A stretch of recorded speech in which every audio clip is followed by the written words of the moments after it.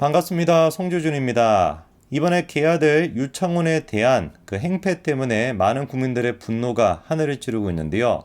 당연히 그럴 수밖에 없는 것이죠. 최소한 뭔가 자기가 영장 담당 부장판사로서 국민들이 그리고 특히나 지금 사법부에 대한 그 신뢰가 얼마나 땅바닥으로 떨어져 있습니까? 김명수로 인해 가지고 김명수 그 본인의 문제부터 시작해 가지고 그리고 또 심지어 이재명이 같은 경우는 그 대법원까지 가가지고 권순일이 덕분인지 뭔지는 모르겠지만 결국에 유죄 판단이 무죄로 바뀌어 가지고 지금까지도 그렇게 설쳐되고 있는 그런 꼬락서리를 국민들이 다 알고 있는데, 그런 상황 속에서 최소한 대한민국 법치, 자유의 최후의 보루라고 할 수 있는 사법부가 양심을 지켰어야 되는 것인데, 그 양심을 지키기는커녕 개아들다운 면모를 보이다 보니까 어떻게 이렇게 국민들이 분노를 안 할 수가 있겠습니까? 이번에 국민의힘 쪽에서도 유창훈에 대한 실명까지도 정확하게 거론하면서 도저히 납득할 수 없는 결정을 내렸다. 개아들, 개딸인 거 아니냐, 이런 지금 반응까지 나오고 있는데, 저는 당연히 그런 식의 반응이 필요하다고 봅니다. 물론 국민의힘 내부적으로도 아무리 그래도 그렇지 우리가 사법부에 대해가지고 그런 식의 어떤 뭐라고 해야 됩니까? 약한 모습을 보이고, 이거는 약하다라는 표현으로도 제가 적절치 않을 것 같은데, 잘못한 거 아닙니까? 사법부가 잘못된 결정을 내렸잖아요. 사법부가 정치적인 결정을 내렸잖아요. 그리고 그 개아들다운 면모를 보인 게 유창훈인데, 개아들을 개아들이라고 부르지 뭐라고 부르겠습니까? 개아들을 개아들이라고 불러야 되는 것이고, 개딸을 개딸이라고 부를 수가 있어야 되는데, 그것조차 무슨 보수의 무슨 체면에 그게 맞지 않은 것이다. 어떻게 사법부의 결정에 대해서 우리가 부정할 수 있냐? 이런 진짜 나약한 생각을 가지고 앉아 있으니까, 그러니까 사법부 안에서도 판사들이 판사복 같은 거 입고 개아들 개딸들이 설쳐되는 거 아니겠습니까? 우리라도 정신을 똑바로 차리고 잘못된 거를 지적할 수 있고 잘못된 거를 뿌리 뽑아낼 수 있어야 되는 그 용기가 있어야 되는 것인데, 벌써부터 국민의힘 내부적으로 우리가 이래가지고는 총선 치를 수가 없는 겁니다. 제발 좀 정신 똑바로 차리시기 바랍니다.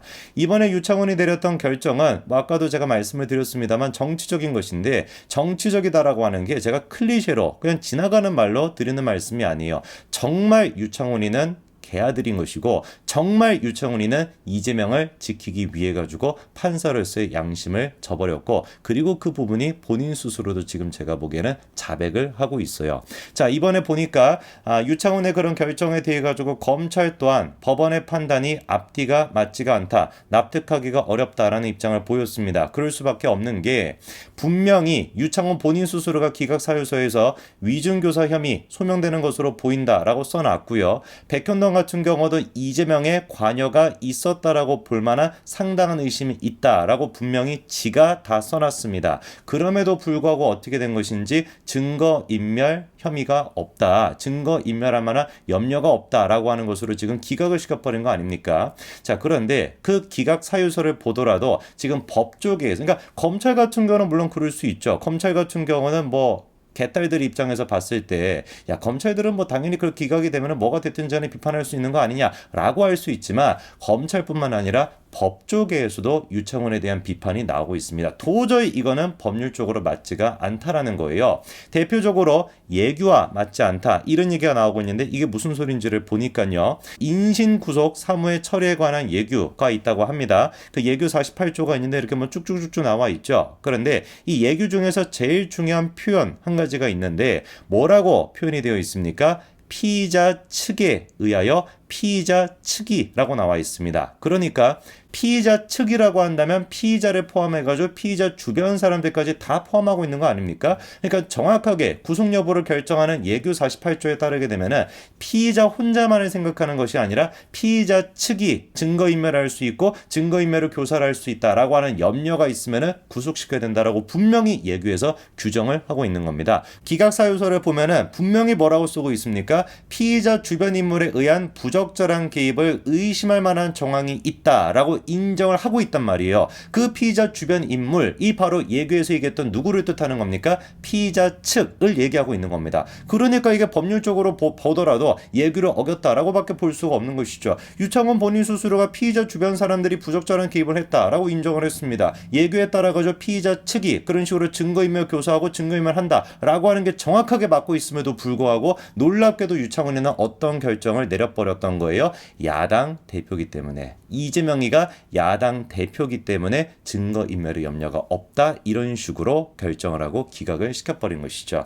이거는 그렇기 때문에 많은 지금 이제 법조계에 있는 사람들이 뭐라고 지적을 하는 겁니까? 철저히 뭐에 불과한 것이다? 영장 기각 자체가 정치적인 고려가 있었다라는 걸 스스로 인정하는 꼴밖에 안 된다라는 것이죠. 이 유창훈이라고 하는 사람은 판사로서의 양심을 포기해버린 겁니다. 개아들에 불과한 것이죠. 그래서 기각 사유서를 보더라도 이미 자기가 정적인 판단을 하고 있다라고 하는 것을 자백하고 있는 꼴에 불과한 것뿐만 아니라 그 내막을 들어보니까 이 지금 유창훈이가 어떤 이유로 이재명이를 기각시켰는지 훨씬 더 잘 알 수 있더라고요. 추가적으로 이런 얘기까지 나왔습니다. 이재명이 마지막에 만약에 형이 모두 선고된다면 50년이 될 것이다 라고 하면서 울먹거렸다라고 하는데 어떤 내용인지를 보니까 마지막에 이제 유창훈이가 이재명한테 진술할 수 있는 기회를 줬다고 합니다. 그랬더니 이재명이 뭐라고 해요? 판사님의 결정이 자신의 운명을 결정한다. 딱 하나만 부탁한다 라고 얘기했다고 하는데 저때 목이 메었다라고 하죠. 울먹거리면서 저 얘기를 하고 있는 겁니다. 자, 그러면 도대체 무슨 운명을 결정한다라는 것이냐? 나라를 왼쪽으로 문을 열 것인지 오른쪽으로 문을 열 것인지 그런 운명이 결정되는 일이다. 이렇게 이재명이 얘기했다는 거예요. 저 얘기까지 듣고 유창훈이가 이재명에 대한 구속영장을 기각시켰다라고 한다면 저것 또한 마찬가지로 뭐를 자백하는 꼴밖에 안 되는 겁니까? 유창훈이가 문을 열겠다라는 것이지. 어느 쪽으로 열겠다라는 거야. 왼쪽으로 문을 열 것이다. 이거를 자기가 지금 신한 꼴밖에 되는 거 아니겠습니까? 최후 진술하면서 이재명이가 나를 구속을 시키게 된다면 그거는 오른쪽으로 문을 열게 되는 것이고 나를 구속을 안 시키게 된다면 왼쪽으로 문을 열게 되는 것이다 라고 얘기했는데 구속을 안 시켜버렸다라고 한다면 왼쪽을 열겠다. 유창훈이가 직접 가가지고 나라를 왼쪽으로 끌고 가겠다. 이거를 지금 자백한 꼴밖에 안 되는 거 아니겠습니까? 그러면서 이재명이 또 뭐라고 하냐? 딱 하나만 내가 부탁을 하고 싶은데 방어만 할 수 있게 해달래요. 구속되면 자기가 변호인의 도움을 받는데도 제약이 있을 수가 있으니까 그러니까 제발 뭐를 해달라는 겁니까? 구속을 면하게 해달라는 겁니다. 근데 저 얘기를 듣고서 누구조차도 긴장이 됐냐? 검사들조차도 긴장이 됐다는 거예요. 왜? 이재명이가 막 연기를 막 기가 막히게 잘해가지고 당연히 그런 것도 있었겠지만 그 전까지만 하더라도 분위기가 이재명한테 안 좋게 흘러가고 있었다는 겁니다. 여러분 기억나시죠? 이화영이랑 그다음에 이제 또 뭐 송명철, 안부수 이렇게 중국 뭐 만찬했던 거 기억나실 겁니다. 저거에 대해 가지고 대북 송금과 엮어가지고 이제 검찰이 보고서 같은 거를 만들어가지고 이번에 영장 실질 심사할 때도 유창훈한테 줬다라고 해요. 근데 그 과정에서 이재명이 또 뭐라고 합니까? 자기는 보고받은 사실이 없다 이런 식으로 또 우겨대는 겁니다. 그랬더니만 유창훈이가 뭐라고 하냐? 그걸 어떻게 보고를 안 받을 수가 있냐? 당연히 보고를 받았을 것이다 라고 따져 물어보니까 이재명이가 기억이 안 난다 이런 식으로 말을 바꿨다라는 거예요. 최후 진술을 하기 전까지 검찰이 이번에 뭐 PPT를 500장 가까이나 만들고 뭐 수천 쪽 가까이 되는 그런 문서를 준비했다라고 하는데 그 모든 것들이 논리적으로 생각해 봤었을 땐 유창훈 본인 스스로도 어땠던 겁니까? 말이 안 된다라는 것이지. 이재명 당신이 어떻게 보고를 안 받을 수가 있냐? 논리적으로 생각해 봤을 때 당연히 보고를 받을 수밖에 없다. 그렇게 따져 물어보니까 이재명이도 잡아떼면서 기억이 안 난다라고 얘기했던 거거든요. 논리적으로는 분명히 유창훈이도 이재명이 거짓말을 하고 있다는 걸 알고 있었음에도 불구하고 검사들이 긴장이 됐다는 겁니다. 왜? 이재명이 저렇게 눈물로 하소연을 하니까 유창훈이 갑자기 흔들리기 시작했고 그리고 결정적으로 나를 구속시킬지 말지 여부는 좌로 갈 거냐 우로 갈 거냐 이 문제다라고 얘기해버리니까 유창훈이가 마음을 굳히게 됐다는 거예요.